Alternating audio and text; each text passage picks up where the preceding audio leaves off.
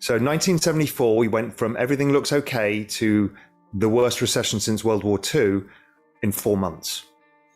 I'm thinking it's going to look similar because of the speed of the monetary tightening, the speed of the rise of prices.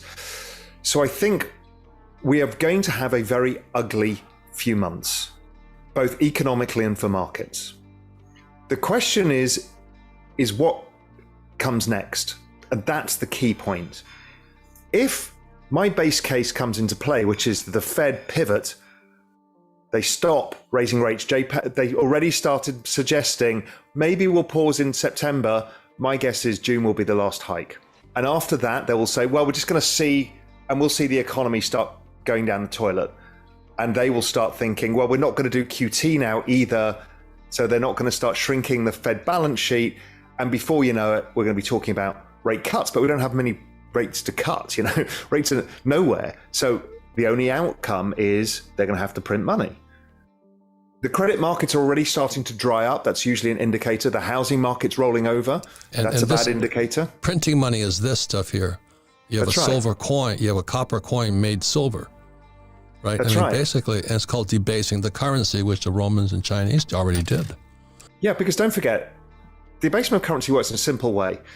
If you're really thirsty and I have a bottle of water, you'll pay anything for it.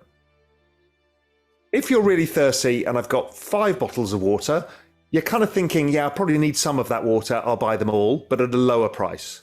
If I say, here's 1 million bottles of water, you don't want any of it because there's too much water now. It has no scarcity. So if you make too much of something, it becomes less valuable. So if Da Vinci had created 50 million pieces of art, guess what? They're worthless. And so it's that concept.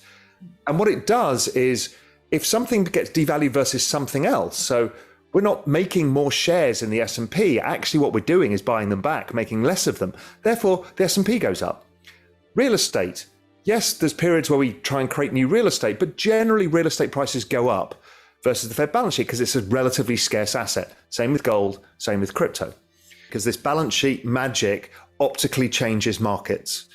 And if markets go up, then household net worth stabilizes and spending comes back. Companies stop laying people off. So it's actually a bit of a magic trick. And it is a trick, right? It comes down, that old saying, the bull goes up the stairs, the bear goes out the window. Yeah. So, but the bear is about to go out the window. The question is, when does the bull start climbing again, right? Is it kind of what right. And we either go through a scenario like 2000, which was a typical old school recession where, equity markets, unwound excesses, the bear market was 18 months or so, and then the Fed keep cutting rates and eventually it stabilizes. But if we look at 2008, which was the next recession, as soon as the Fed used the Fed balance sheet, we pretty much stopped in its tracks. Happened really quite quick after they did that. They cut rates first, didn't really help because the banks had seized up.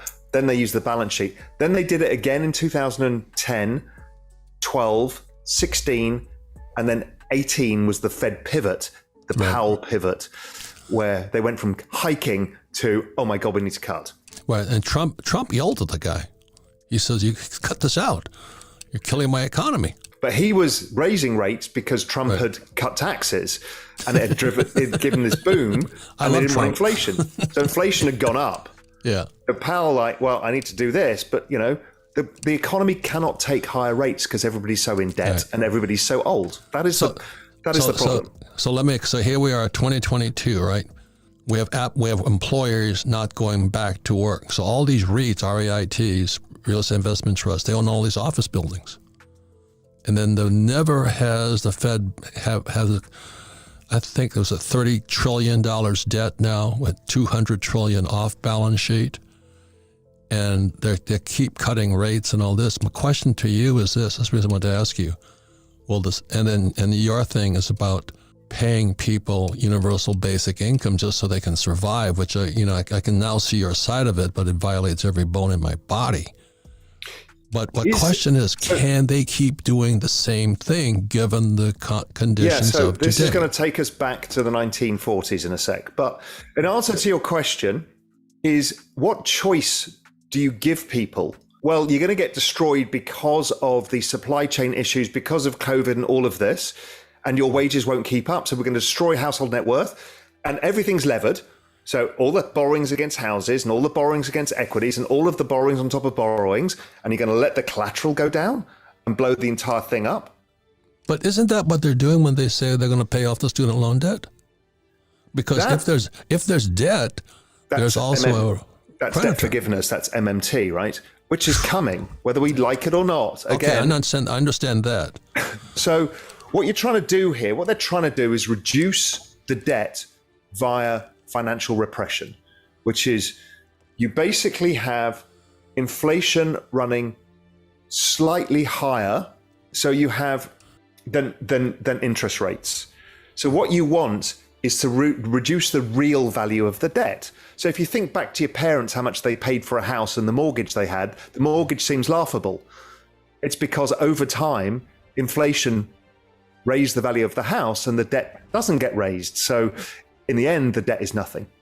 So the way that is this stuff here make the money less valuable. Correct. Oh. It makes the debt less valuable. Right. So it's okay if you're in debt, but if you're borrowing, if you're lending money, it becomes complicated. But anyway, the point being is you either have a fiscal stimulus, which is, let's say, the Republican view. We'll have a fiscal stimulus, cut taxes, and we'll put some spending. And what happens is that doesn't go to the people who are the worst off. So it's creating this issue of 1% versus 99, which everybody can see and nobody knows how to solve. The issue is actually the balance sheet, because all of the expensive assets keep going up because they keep printing money. The rich get richer. The rich get richer. Yeah. But doing this blanket fiscal stimulus is hard because the rich get richer again. So I think people have thought, well, maybe we should just try and give it directly to the people who are most affected. Okay, fine. Those are the two choices, or you do nothing, which is too late because there's too much debt.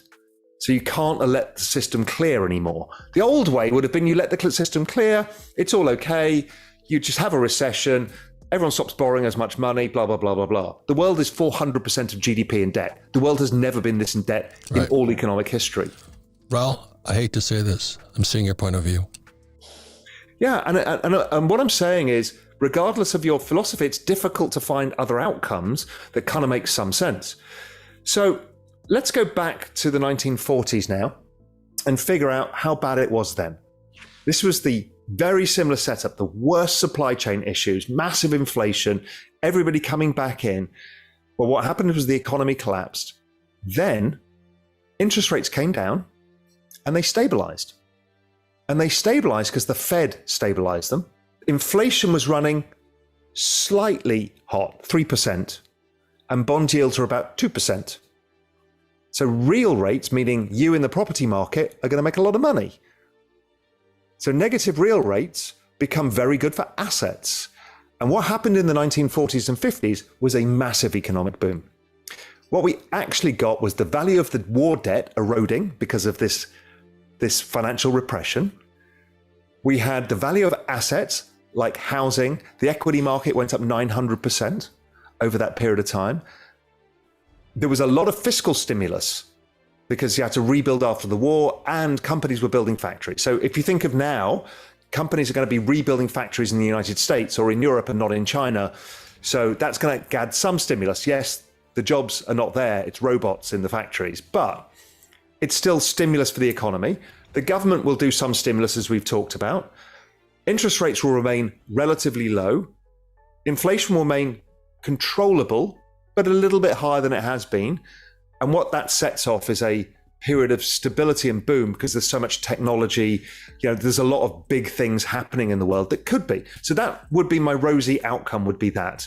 And I think that is still my highest probability, that we kind of muddle through this in a way that we don't expect because it feels like the end of the world. Imagine what it must have felt like in 1948. All you can see is the end of the world. And then you get this massive inflation. You just think this is the worst thing that could possibly happen. What actually came out of it was something very different.